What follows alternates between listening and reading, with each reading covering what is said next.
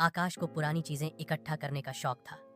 एक दिन उसे शहर के एक पुराने खंडहर में एक फटी हुई, धूल से भरी डायरी मिली। उसने जैसे ही पहला पन्ना खोला, कमरे की बत्तियां फड़कने लगीं और खिड़की अपने आप बंद हो गई।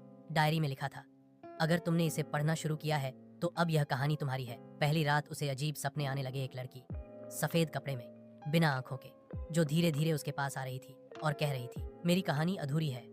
अगली सुबह उसके कमरे की दीवार पर खून से लिखा था, अगला पन्ना पढ़ो। हर बार जब वो एक पन्ना पढ़ता, कुछ डरावना होता। तीसरे दिन उसके दोस्त समीर की आंखों से खून निकलने लगा।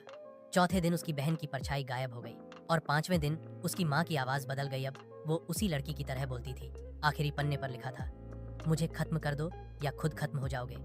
डर के मारे आकाश ने डायरी को आग में फेंका, लेकिन वो जलने के बजाय हवा में उड़ गई और उसके सीने से जा चिपकी। अंत में आकाश गायब हो गया, लेकिन अगली सुबह उसकी मेज पर वही डायरी रखी थी। इस बार पहले पन्ने पर नया नाम था, तुम।